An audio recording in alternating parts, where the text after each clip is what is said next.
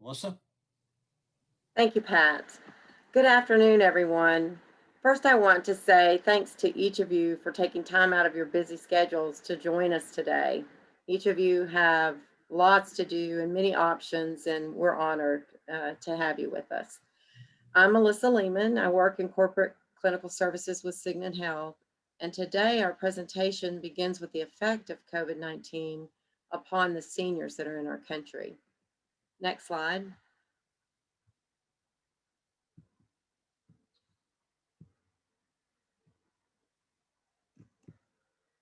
So on February 11th in 2020, the World Health Organization announced an official name for the disease that caused the 2019 novel coronavirus outbreak. And as all of us know, that was dubbed the coronavirus disease 2019, which has been abbreviated as COVID-19 and frequently referred to today as COVID. So the biopsychosocial toll on older Americans is significant, and each one has a unique story of their own. So as we begin our discussion, let's take a look at one story. This is the story of Polly. Polly is a 78-year-old female who had her hip replaced in February of 2020. And following 6 days in an inpatient stay, she was admitted to a nursing home-based rehab program at the onset of the COVID pandemic. Polly's husband, David, couldn't visit her during her convalescence in the uh, home where she was receiving rehab, and he contracted COVID. So while she's there, he is admitted to the hospital 3 days following his diagnosis because his breathing became labored. And then he was later placed on a ventilator and he died within 2 weeks of his diagnosis of COVID. So Polly wasn't able to be with David when he passed because of her health issues and the hospital's no visitor rule. And the rules are appropriate to protect staff and others from unknown exposure to COVID and save lives.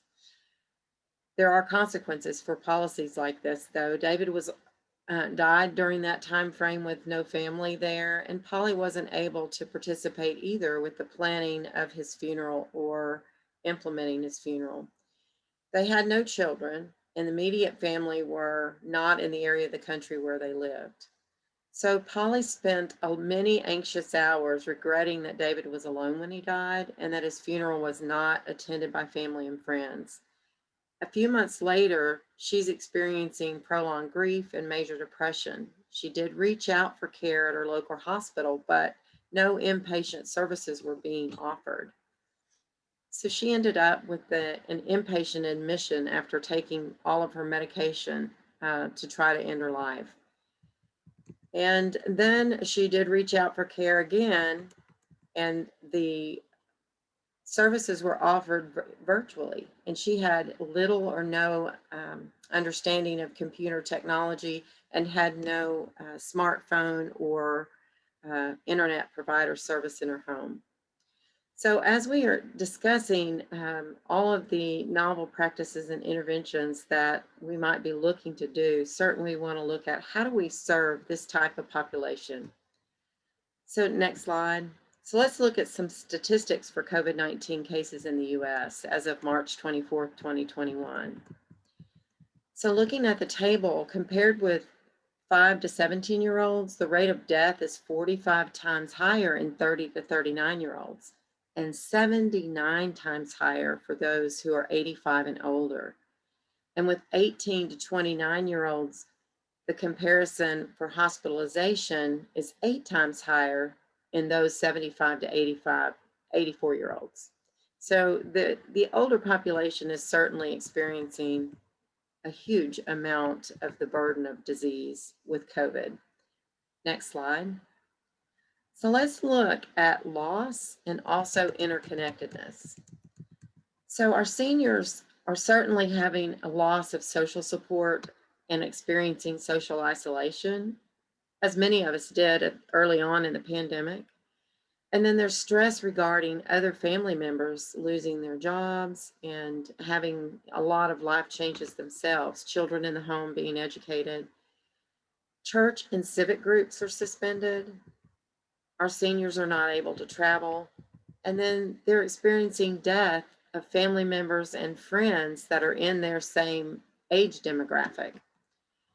Grief is always hard, but with COVID restrictions on visitation, they're very difficult. Patients can't grieve together. There are no hugs. They're not able to hold their dying loved one's hand or just grieve together. No formal funerals were occurring. And these losses definitely affect the psychological sense of letting go, and that grief extends for a long time period. So our interconnectedness certainly helped us to get where we are with the COVID pandemic. That's why we're having to socially isolate. The silver lining is that this same interconnectedness also provides the foundation to identify and correct failures in mental health care through dissemination of research and best practices that enhance sustainable, equitable mental health care services for our seniors. Next slide. So anxiety and depression certainly occur in senior patients somewhat even before COVID, but COVID has certainly increased the number of people who are experiencing mental illness. Anxiety and depression are common within the elderly population with high physical risk of COVID infection, severe illness, hospitalization, and death. Those who already had pre-COVID symptoms of mental illness may experience an increase in their symptoms. So limitation on mental health care, as in Polly's case, can be associated with closures of outpatient services, moves to telehealth services that seniors are finding difficult to navigate. And the suicide rate among the elderly are at predictable levels. On a positive note, several studies do indicate that older people have higher levels of emotional regulation than those in younger age groups.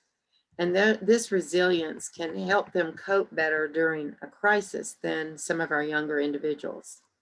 Symptoms that our seniors may be experiencing are sleep disturbances, dietary intake abnormalities, an increase in alcohol and other substance use, worsening of chronic healthcare conditions like blood sugar abnormalities, shortness of breath, high blood pressure, and pain that's associated with arthritis, just to name a few.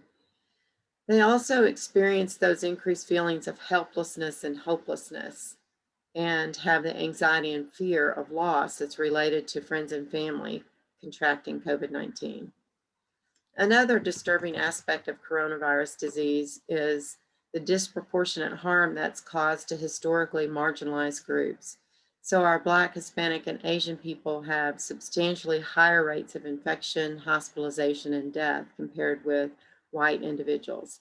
So this is certainly occurring in our senior population as well. Next slide. So some interventions that are recommended for our seniors is certainly exercise and staying active. Research demonstrates exercise is good for seniors' physical and mental health, and even in small amounts can improve mood, relieve stress, and improve overall health and well-being. According to the CDC, 4 of 5 most extensive health conditions older adults face can actually be prevented or managed with physical activity, but only about 35% of adults over 65 are physically active. So this is one area that health professionals can certainly advocate for seniors. And even those with immobility can remain active with chair exercise. Research has also consistently shown that the Mediterranean diet is effective in reducing the risk of cardiovascular disease and overall mortality. The foundation of meal planning under the Mediterranean diet is fruits, vegetables, herbs, spices, olive oil, whole grains, and legumes. Fish and seafood can be taken twice a week, poultry, eggs, milk, and cheese daily. And wine is used as a medicine and water to drink. Meats and sweets less often, and it's widely promoted for seniors to decrease the risk of that heart disease, depression, and dementia. Some vitamins are great also to supplement during COVID. Vitamin B can provide immune suppressants, and it can be found in fortified cereals or in a multivitamin. Vitamin C is provided through supplements of 500 milligrams daily or in citrus fruits and vegetables. Zinc also helps symptoms. Nasal congestion, nasal drainage, sore throat, and cough all resolve sooner if you're taking zinc. And then research studies with vitamin D have shown higher serum levels of D show better outcomes from COVID. Other areas to encourage seniors is to keep their minds occupied through indoor activities. So doing a tour of a national zoo that's a virtual, and museums can be helpful. And children and grandchildren can help seniors set those virtual processes up. Seniors should also definitely take their vaccinations. They're in that high risk category, so strong advocacy for that is needed. Next slide. So let's look at some of the mental health responses in our country. The CARES Act allowed providers to place people over paperwork. The Substance Abuse and Mental Health Services, or SAMHSA, received $425 million under the CARES Act. And that money is earmarked to address mental health and substance use disorder needs as a result of COVID. And entities that are receiving funding are community behavioral health centers, and grant funding supports substance abuse programming and programming for the homeless population. Waived items included requirements that physicians or other healthcare providers hold licenses in the state that they provide services. So providers don't have to go through the waiting periods to receive a license in a different state. And many states have had swells of COVID and need and have been served by professionals out of state. Audio only services occurred through the 1135 waiver. On April 30th, 2020, the new ruling permitted audio only telephone care for multiple psychiatric codes. Sanctions under Section 188.17 regarding limitations on physician referral were lifted. That certainly became helpful. So as psychiatric providers rise up to answer needs of no internet service and low levels of technology skills to take advantage of telepsychiatry services, our seniors will benefit. Creativity and ingenuity are required now more than ever from leaders and frontline mental health professionals. Next slide. So learning to cope with the new normal following the pandemic is the work yet to accomplish. Following the surge in medical care required for COVID-19 is a predicted rise in mental health care needs. And that means all of us have to put our best effort into rising up to meet these challenges. I want to extend a warm introduction for our next speaker. Karen Vergano is the Senior Vice President of Clinical Services with Signet Health. And Karen brings many years of behavioral health leadership from clinical and nursing education sectors. So let's welcome Karen. Thank you, Melissa. We recognize how COVID has changed our lives, no matter what the age. It is important to recognize that prior to COVID, depression and suicide in the older adult was always a problem. Based on this slide, you can see that the CDC provided some statistics. 1 to 5% of the general elder population has suffered from depression. 13.5% of elderly who require home health care have suffered from depression, as well as 11.5% in older adult patients that are hospitalized. Also note, 20 to 50% of individuals with common medical illnesses will develop depression. The older adult is going through the life stage of ego integrity versus despair, which can oftentimes lead to feelings of sadness and despair, which can, without treatment or ability to work through that issue, could lead to some depression. Next slide, please. It is important to recognize that older adults' attitude about depression is often associated with social stigma. Based on those attitudes, such as described in this slide, diagnosis and treatment for the depression in early stages does not often occur, with attitudes for mental health, including things such as 68% know little or almost nothing about depression. Only 38% of the older adult believe that depression is just a health problem. If suffering from depression, most older adults are more likely than any other group to handle it themselves.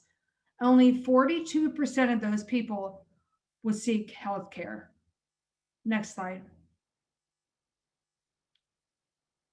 This continues to show some older adult attitudes towards depression. Again, 58% believe it's normal to get depressed as your one grows older. I want to emphasize that elder people are reluctant to talk about depression and they often isolate themselves. Next slide. Unfortunately, untreated depression can lead to suicide. This slide, based on data from 2017, shows a suicide rate based on age and sex. With the COVID pandemic and growing social and economical concerns in our country, one can expect to see a rise in the near future in both depression and suicide. Next slide. Understanding and accepting the social dilemma related to the rise of depression and suicide in the older adult is absolutely necessary by developing interventions and treatments that Melissa identified. We need to place those treatments and interventions at the forefront in our healthcare systems.